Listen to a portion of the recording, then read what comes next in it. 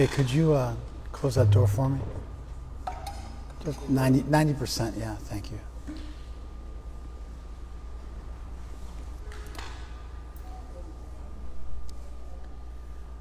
There's a verse in the Gita I thought we'd look at.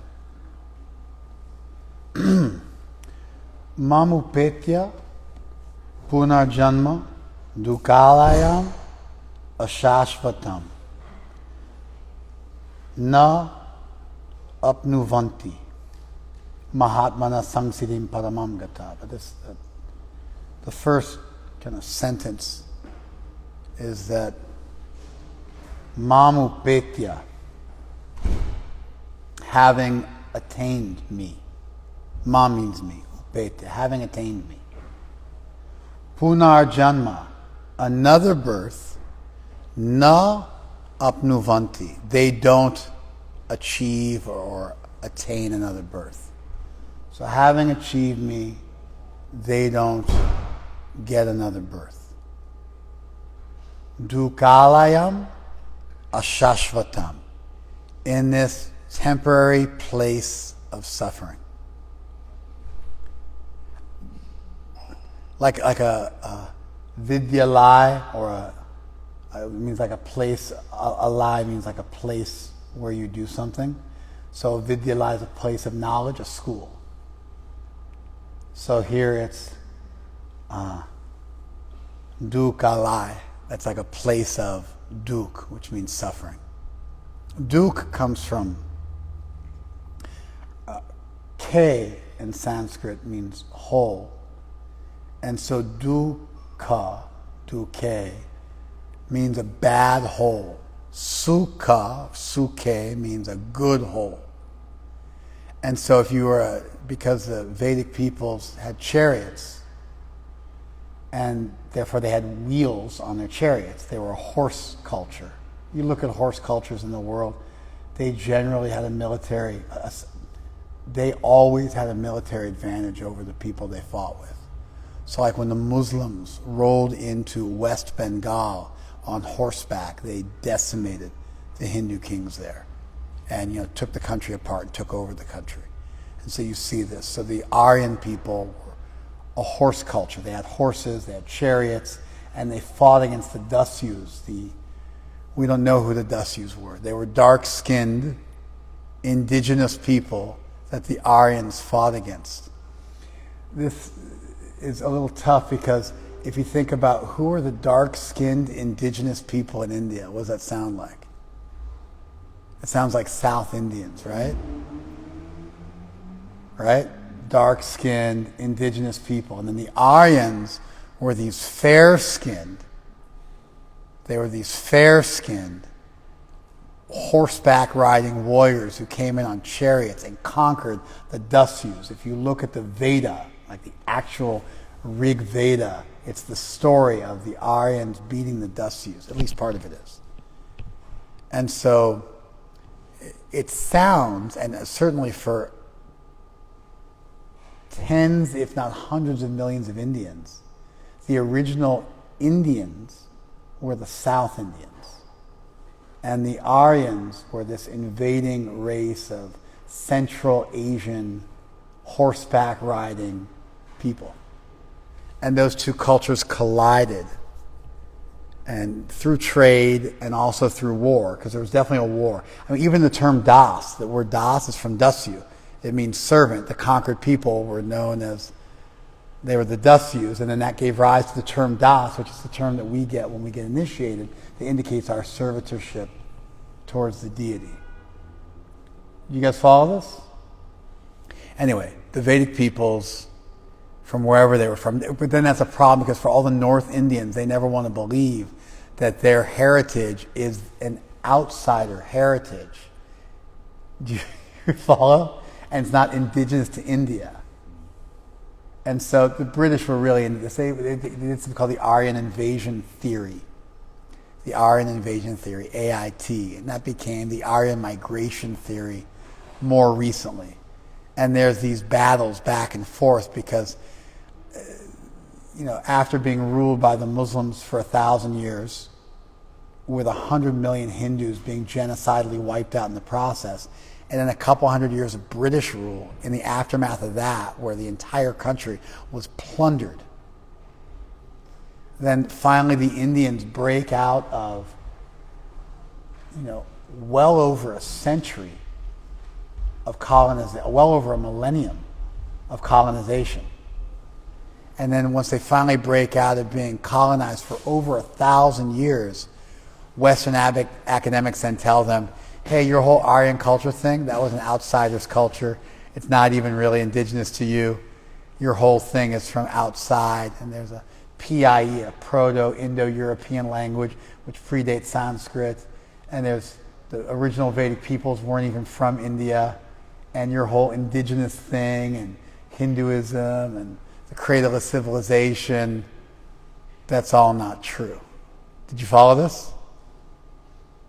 And what you think of as being indigenously Indian isn't indigenous. It's from outside. It's from the Central Asian plateaus. That's a tough pill to swallow. Anyway, there's the Sindhu-Saraswat civilization. That's the Indian academics rebelling against the Western academics and saying, hey, the Sindhu-Saraswat civilization is a civilization which was between the Sindhu and the Saraswati rivers. It includes, in this valley civilization, Mohenjo-Daro civilization, and it was indigenous, and you can find sort of prototypes of all the Vedic gods in the archaeological evidence of those civilizations, and this culture, this thing we call Hinduism, is our own. And so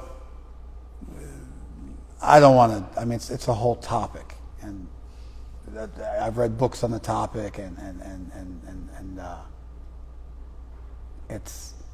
there's no easy resolution. They don't find any horse bones in the Indus Valley civilization, which would indicate that the people are coming from outside. Then the Saraswati River hasn't flowed for a long time, and so the books were written. They must have been written from when the Saraswati River was still flowing, but maybe they weren't. Maybe they were just remembering the riverbed. And so there's just a whole bunch of arguments back and forth that you get into. Actually, a Hare Krishna devotee is one of the preeminent scholars of this whole Indian migration theory and debating back and forth, and which one was it the indigenous culture of ancient India, or did it come from outside, or was it a mix of both? He's probably one of the top 3 scholars in the world on it. His name's Edwin Bryant. He teaches at Rutgers University. He's very famous. You must know him, right? Real famous guy. His initiate name is Advaita Das. So, anyway, Sukha and Dukkha. Sukha means a good hole, and Dukkha means a bad hole, because if you drill a good hole into your chariot wheel, then you have a smooth ride. And if you drill a bad hole into your chariot wheel, you have a bad ride. And that's where the term for happiness and distress come from. Do you follow this? So, mamupetya punar janma. After achieving me another birth, na apnuvanti. They don't achieve another birth. After you achieve me, you don't achieve another birth. Another birth in this place, which is dukkalaya. It's an alai, which is filled with dukkha. It's a place of suffering. Yogalaya means a yoga school where you study yoga. Vidyalaya is a place where you learn, a place of education. So this is dukkalaya. It's a place of misery. Ashashwat. Shashwat means permanent. Ashashwat means it's impermanent. And so, Mahatmana samsiddhim padamam gataha. Achieving the supreme perfection, the Mahatmas who've achieved me, who am synonymous with the supreme perfection, they don't come back to this place of suffering and impermanence. This has the makings of the Hare Krishna equivalent of a hellfire and brimstone lecture. Verses like this have the stuff, the information, which forms the core of most hellfire and brimstone type lectures. Hellfire and brimstone it's an English term, and it's a type of lecture and sermon which became popular, let's say 500, 600 years ago during the Middle Ages and then into the Renaissance period. And it was lectures which focused on the suffering of hell. Brimstone means sulfur. It's an old term for sulfur, by the way. And so hell was noxious, and it was filled with hellfire. It was a lake of fire, and people burned there for eternity. And so a hellfire and brimstone style lecture was a lecture which attempted to beat the audience into submission by pointing out the horrible things which awaited them if they did not follow the path of piety. Do you follow this?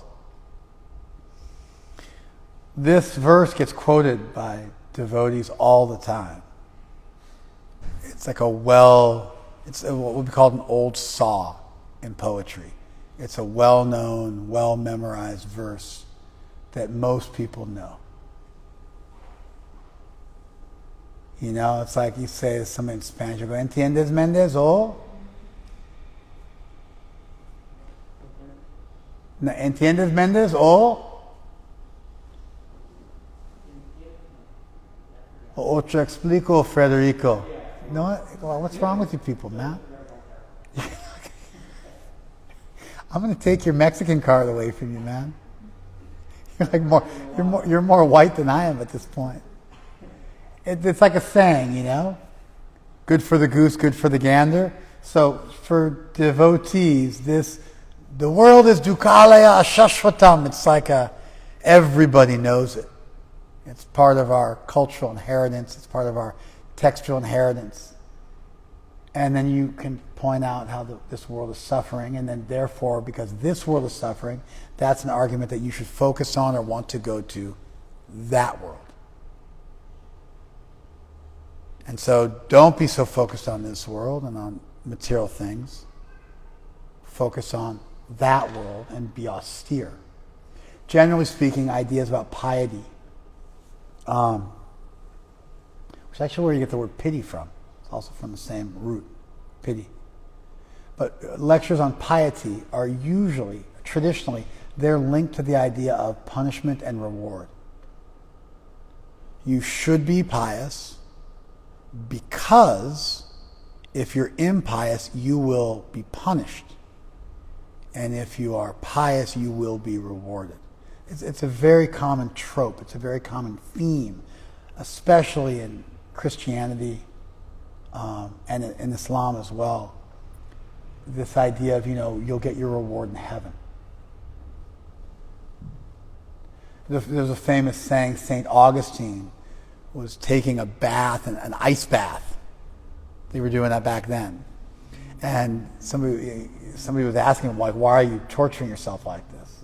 There's a long history of self-flagellation, self-torture, and masochism within Christianity.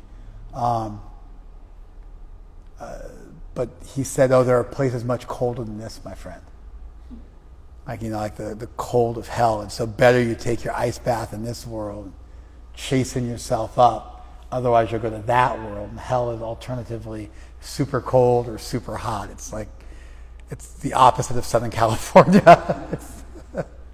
You vacillate between it being ridiculously cold and ridiculously hot.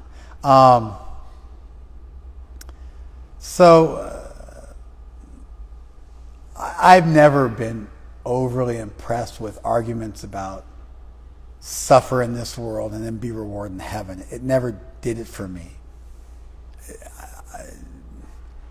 It repulsed me even when I was a nominal Christian. As a child, I found such arguments to be repulsive and poorly constructed. what to speak of after having become a devotee. And so I've also found devotee lectures that, still include reincarnation and no conception like fundamental evil, but this idea of it's all suffering, it's all bad. I've found those lectures to still be repulsive. I don't find them to be very powerful. They don't attract me. They don't inspire me. It doesn't move me. And Prabhupada made such arguments. It certainly wasn't the mainstay of his preaching repertoire, but he made such arguments. And Krishna himself makes such arguments. So I probably got to get over myself and get over my post-traumatic stress disorder from my upbringing in Christianity, and take a new look at these arguments and see if there's any merit to them.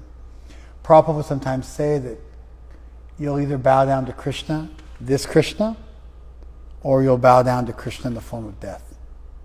He really liked this argument. He would use it on professors regularly.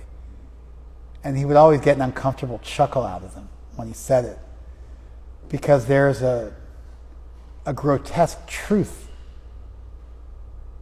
There's something called existential angst in Western philosophy. It gave rise to what's called existential philosophy. It has its European and its North American counterparts. But existential philosophy is an attempt to deal with the existential dilemma. The existential dilemma, simply put, is that at some point you wake up in this world and you think, my parents are going to get old and die, then I'm going to get old and die. Everything is ridiculously fragile. I could get cancer any minute now. I could die in a car crash. I could slip and fall in the bathroom and ignobly die hitting my head on the commode. And that happens to people. Such a pathetic death. My body is so ridiculously frail. And even in the best of all possible scenarios, I'm going to get old, wrinkled up like a prune. I'm going to lose all my physical abilities. My mind is going to diminish, and then it gets snuffed out.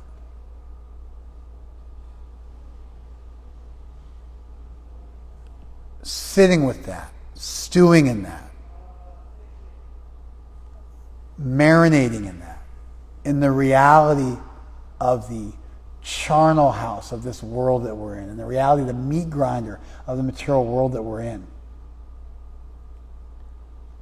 And how we have this desire to love without limit and grow without limit.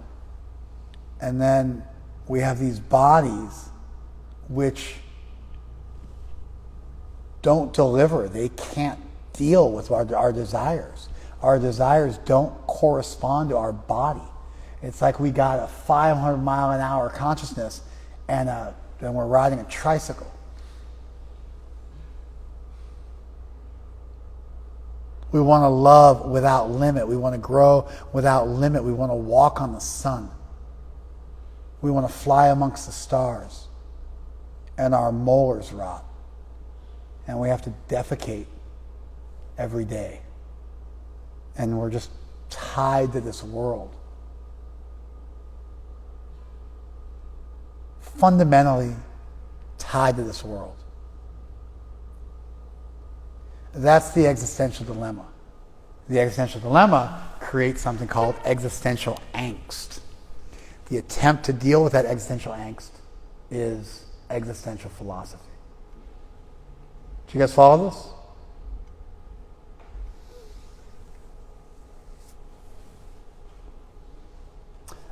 That, the depression and the sadness and the doubt, because you usually go two ways. Once you get into the existential dilemma, you usually kind of go two ways. I mean, there's a few others, but I think the two primary strands of ways to deal with it is either go the nihilist route, where the world becomes absurd and there's nothing and there's no meaning to life. And then sometimes you become really hedonistic, or you become suicidal. You just try to grab as much enjoyment as you possibly can while you're here, and don't worry about the consequences, because there are none, because everything gets snuffed out. Or you become suicidal, and what's it all worth? And you become permanently melancholy and permanently depressed, because there's nothing worth living for, because it's all for naught. Sometimes you'll find secular humanists. While we're here, we might as well do the best. Sometimes you'll find secular moral philosophers who say that morality exists as a fundamental facet of reality, even without there being any kind of a creator or ultimate arbiter. And you can tap into those moral principles, and they try to advance why those moral principles make sense and convince people of them. It's a tough argument to make. But certainly people try. It's not that there's no secular atheist humanists or moral philosophers trying to do good in the world. But usually you go the nihilist route, which has usually like two main branches. Either you become permanently depressed, or you become a materialist and you try to squeeze as much enjoyment as you can and not think about too much. Or you go the spiritualist route. And the spiritualist route also has two flavors. One is your happiness lies in heaven. And then the other one, which is less popular, is that you can actually find happiness and meaning right now. And just because there's transcendence. Nihilism is there's nothing, and a theist position is there's something. That's the two conclusions. And so this existential dilemma is either a fundamental feature of reality and it comprises everything and it subsumes everything and swallows everything and nothing has any meaning, or you as a soul exist forever and only the body is temporary, and therefore your desire to live beyond this world, to grow without limit. C.S. Lewis said one time, he's a famous author, he said that if you find in yourself a desire that nothing in this world can fulfill, that's the best evidence that you were made for something beyond this world. If you find in yourself desires that nothing in this world can fulfill, that's the best evidence of all that you were made for something beyond this world. So you've got the nothing has any meaning nihilism, which either leads you to be a materialist or permanently depressed. There are other options, but that's the primary direction. And the other direction is there is something, and therefore the impermanence of this world is an impermanence of the body, but not necessarily an impermanence of the spirit. And that has sort of two directions it goes in. But by far the more popular, and when I say more popular, I mean 5 billion people at least in the world subscribe to this. Therefore focus on heaven. And that's where you get this like 72 virgins thing from, and the rewards in heaven will be mighty, and and this whole memento mori culture. There's also this is another medieval thing, memento mori, which means remember death. If you look at medieval art, you'll find they'll do like still lifes. They'll do bowls of fruit and flowers, and then in the corner of this beautiful painting, this incredibly beautiful painting of fruit and flowers, there'll be a skull.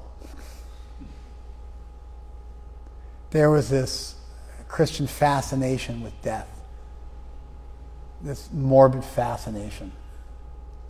And they would inject into their art and sculpture symbols of death to remind everybody not to get too excited about this world.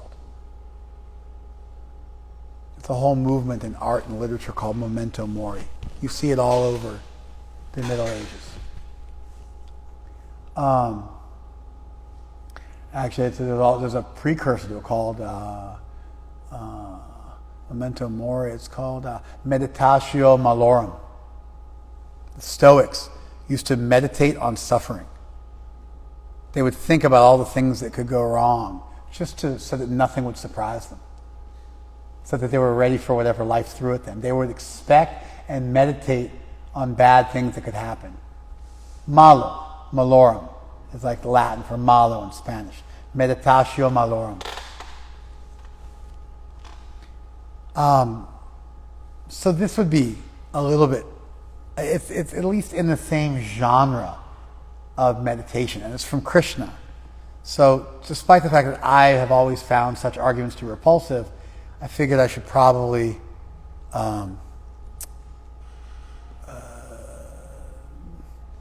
edify myself and chasten myself and try to see some goodness. So the whole you'll be rewarded in heaven, it doesn't seem like the best of all possible worlds. And because why wouldn't all good God make you suffer fundamentally in this world unnecessarily without any value and then just to be rewarded in heaven? It seems like he could have done a better job than that. And when you deal with an all good, all powerful deity, they would have to make the best of all possible worlds. Because if they couldn't make the best of all possible worlds, they're not all powerful. If they didn't want to make the best of all possible worlds, they're not all good.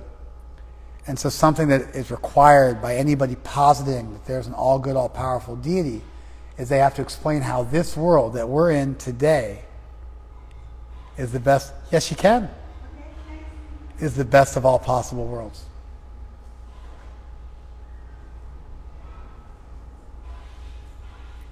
Do you guys follow this? So, this idea that there's no value to be found here and that the whole world is fundamentally flawed and that we're just supposed to suffer here and this sort of tortuous experience where our senses are being titillated seductively and we just have to white knuckle it until we die and that's like life. God starts to sound really sadistic. And I have a problem with a sadistic deity. Anyway, so I think as I look at this, and again the verse, Mamupetya punarjama. After achieving me another birth, na apnuvanti. You will not find another birth in this place which is dukalayam ashashvatam, which is filled fundamentally with suffering and which is impermanent. As I'm trying to find some value in this, I thought I would just flesh out a little bit for you guys how I find there to be value in this. It doesn't succumb to or participate in some of the negative things about different persuasive devices that have been used throughout history with the meditatio malorum and the memento mori and the hellfire and brimstone, and how I think this verse escapes that to some extent. Does that make sense? All right.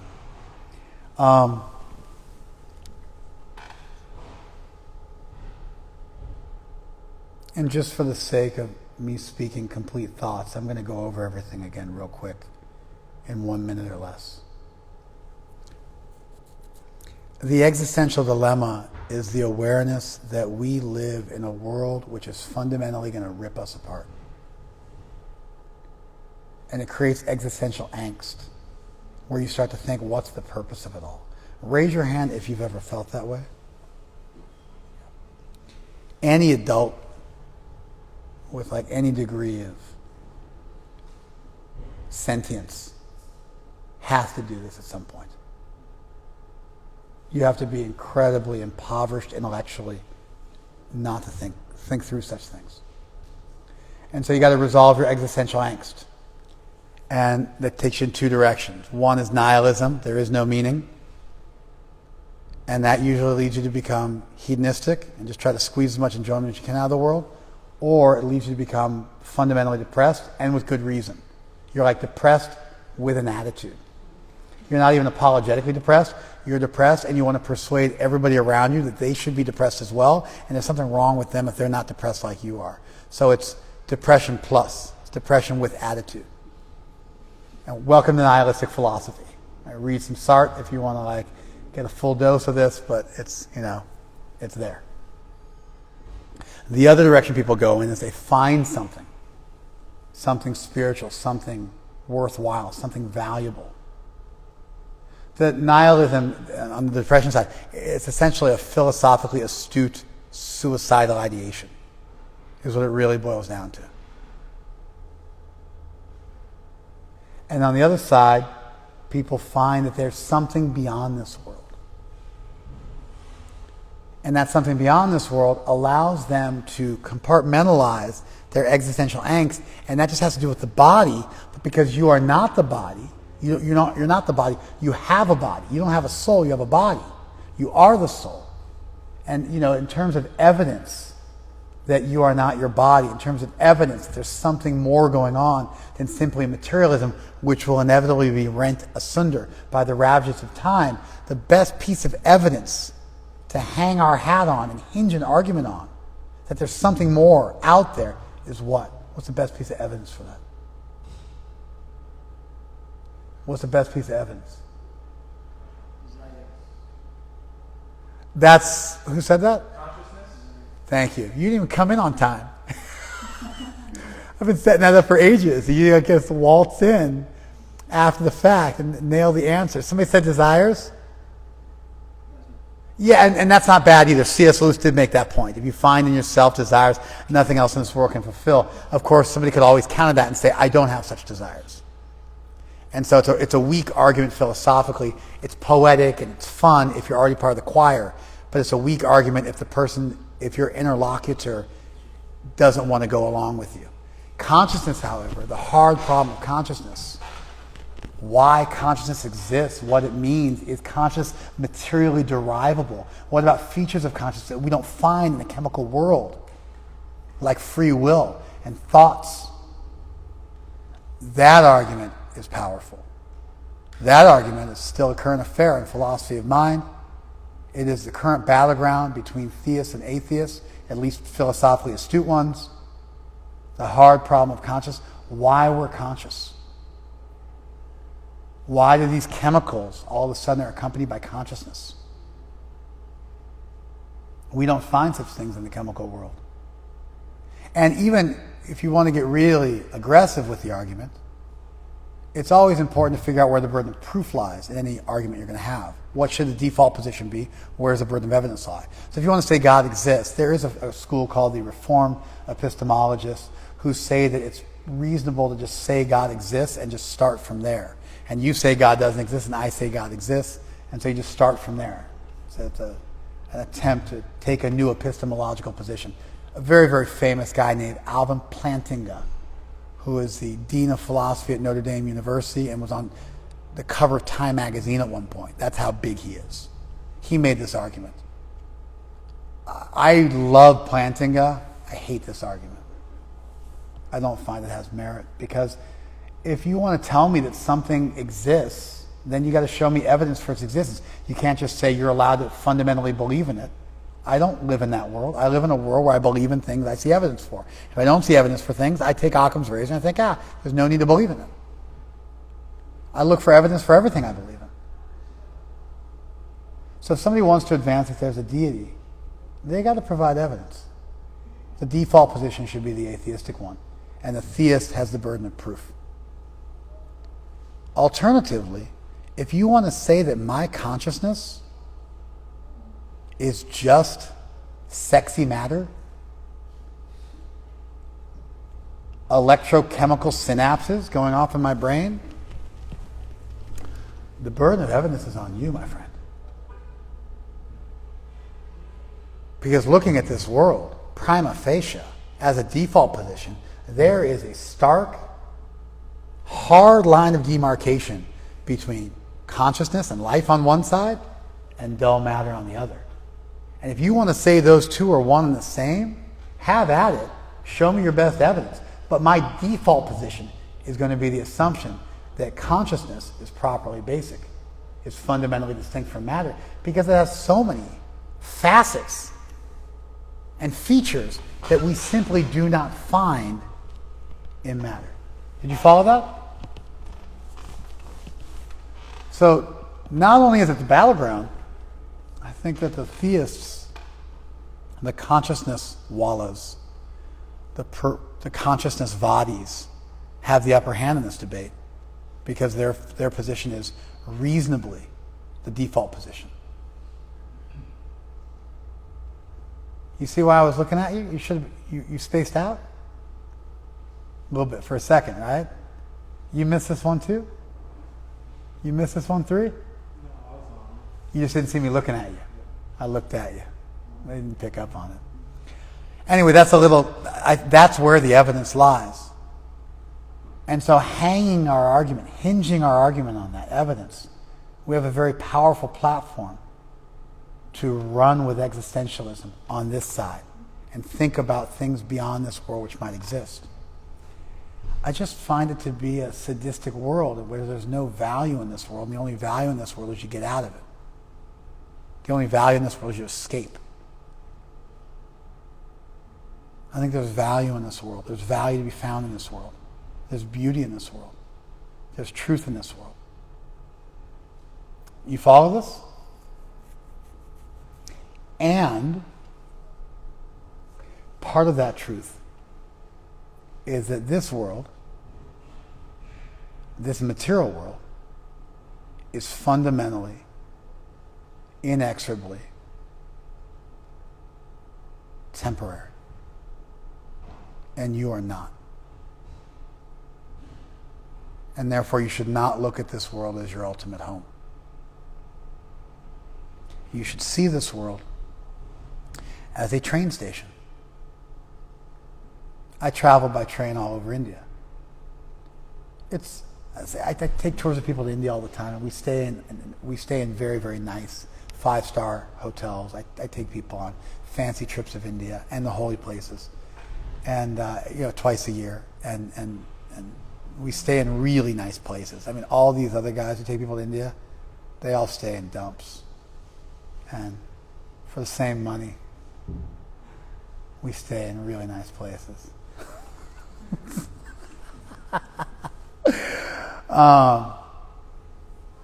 Right? Nice hotel you ever stayed at? Yeah. Right? It's ridiculous. 5-star in India is beyond anything you get in the West. Like it's palatial. It's just 5-star plus when you really get into it. They give you a level of service that you just can't get in the West. I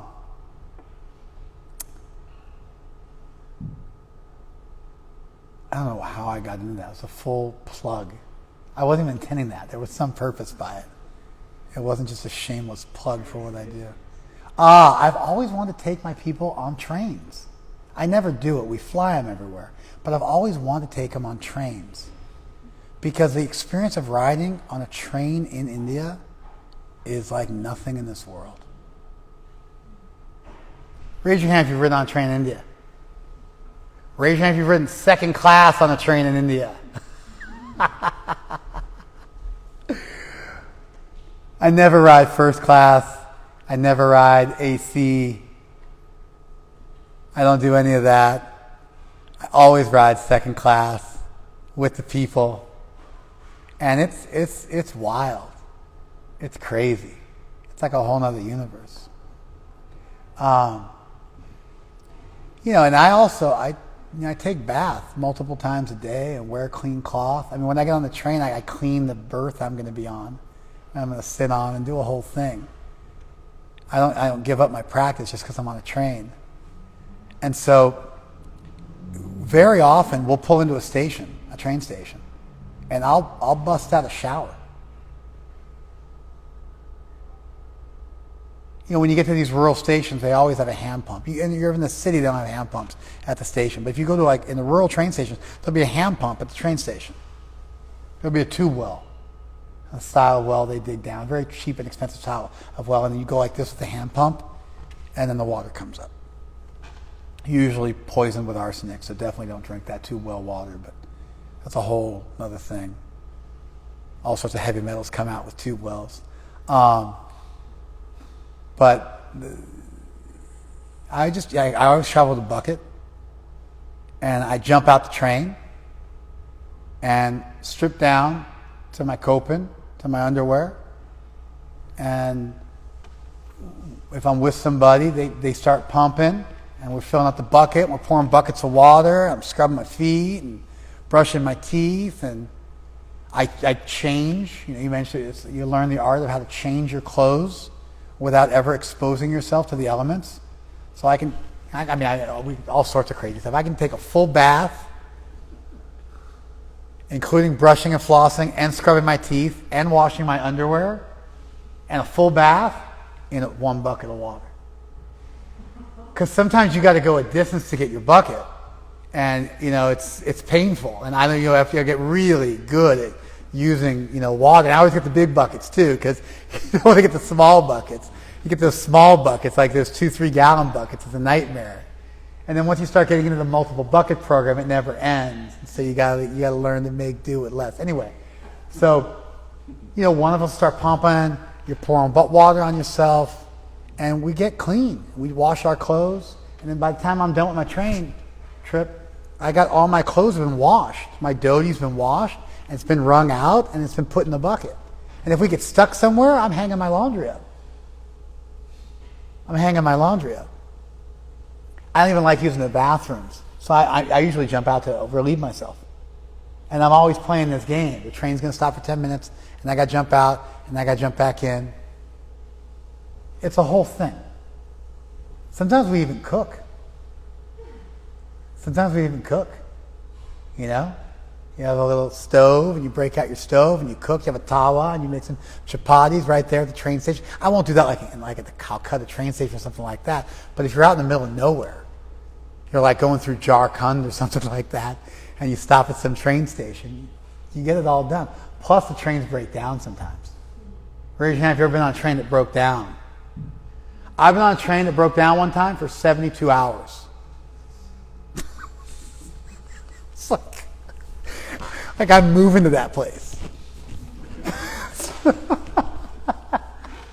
Like I'm moving there, I'm vacationing in some place. You got to jump off the train. It's like a 12-foot drop. You got to jump off the train because you're high up in the train. When you go to the train station, there's a platform there anyway. So I never think I'm going to live at that train station. I always know that the whistle's going to blow, and I have to jump back on the train. And so the whole time I'm taking bath and figuring out what I can do and what I can't do, we're also very carefully listening for the different whistles that tell you how much time you have left, and the different calls that tell you how much time you have left, and the movement of the people to get back on the train. We're always listening to that because we don't want to get left behind, because we're not trying to live at the train station.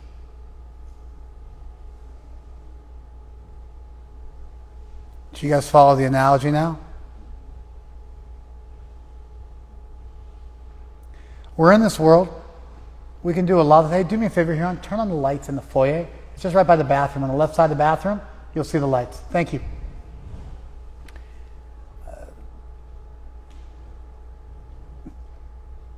The idea that this place is ashashwat, that it is temporary, is undeniable. This material world is temporary. Your body is going to get decrepit and decay on you while you still occupy it, and then it's going to break down on you against your will, if you're lucky. That's called old age and death. And there's a whole host of things that could happen to you between now and then. If you're young, and you could just get your card punched and your ticket pulled. There's a song called Boys in the Hood when I was growing up. We're going to pull your card. Easy-E. It was actually a legitimate crip. We're going to pull your card. The material world can pull your card at any moment. That is the existential reality. Any version of philosophy that doesn't contend with that is delusional. The existential angst is reasonable. So is consciousness. So is conceiving that there's something beyond this world, and therefore creating great hope. And you can navigate this world and do a lot of wonderful stuff in this world and have a good time in this world. Prabhupada one time said, you'll know my devotees because they can sit down anywhere, chant Hare Krishna, and be ecstatic. We can find meaning and depth and purpose and happiness and joy in this world, which is also intimately linked to the divine. The reason why the world is considered to be hellish by the philosophy of 5 billion people in the world, by the theology of 5 billion people in the world, is because they ultimately have a dualistic conception of reality, that there's God and Satan, and this world is mammon, it's bad, it's fundamentally flawed. Women are bad, the world's bad, temptation is bad, sex is bad, everything is bad. And so the best you can do in this world is try to martyr yourself as quickly as possible and get beyond it. A monistic conception, where everything comes from the divine, also carries with it the possibility and the responsibility of finding value and truth and beauty within this world, and finding the kernel of truth amidst all the falsity, finding the symptom and the principle of permanence amidst all the temporary, finding value amidst all the fluff. And so when I look at a verse like this, and I look at our version of hellfire and brimstone, which is dukkhalayam ashashvat,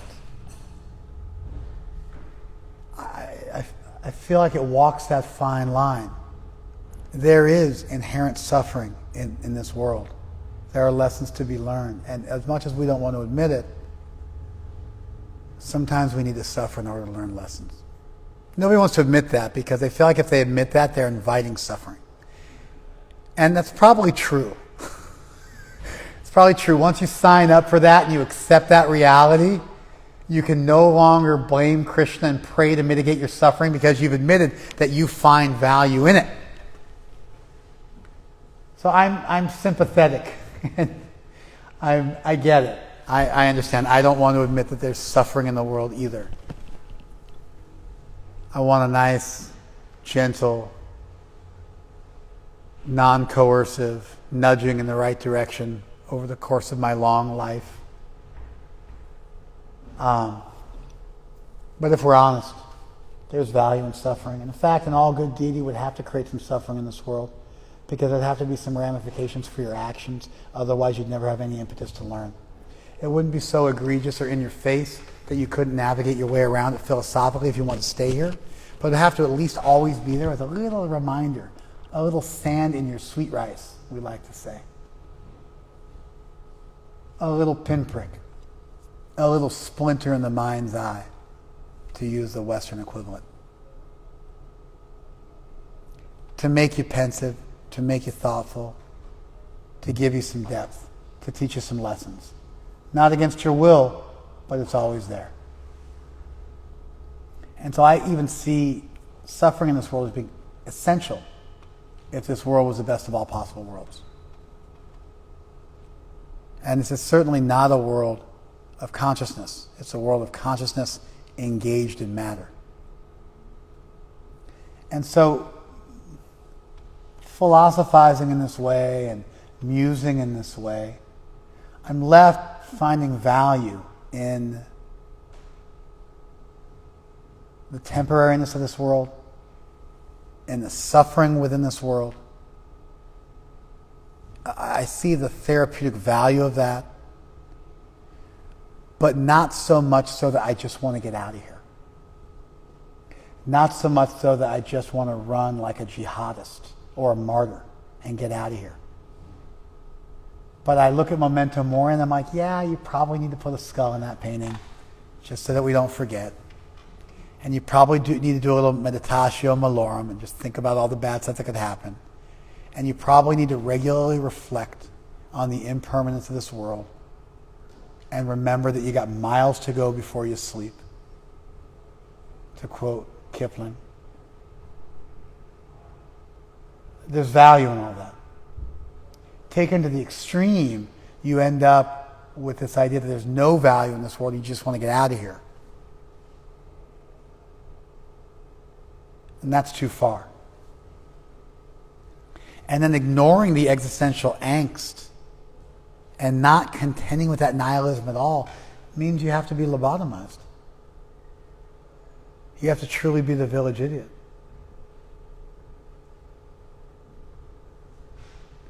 And so there's a place for this. And interestingly enough, Krishna talks about they achieve the highest perfection. I'm easy to achieve for them. And he speaks also with about the great happiness which is there in the life of a devotee. And the real distinction between us and those 5 billion other people with their dualistic worldview is we find that happiness can extend into this world. And that beauty is accessible even while you're still in this world. Which gives rise to phrases or compound words like jivan mukta, liberated. Mukta means, mukti means liberation. Like bhakti means devotion. So a bhakta is one who has devotion, and a mukta is one who has liberation. Jivan means living. So jivan mukta literally means liberated while still living in this world. And that notion that you can find this truth, you can discover this truth even from within this world, make the best use of a bad bargain, it ends up not being such a bad bargain after all. The world becomes valuable and it teaches you lessons and it's part of your walk home. And you can do all sorts of amazing stuff there, just like I mastered the art of living in train stations without building a house there. I never tried to build a house there. I did what I could there while at the same time always being ready to move when that bell rang, when that whistle blew, and when it was time to move.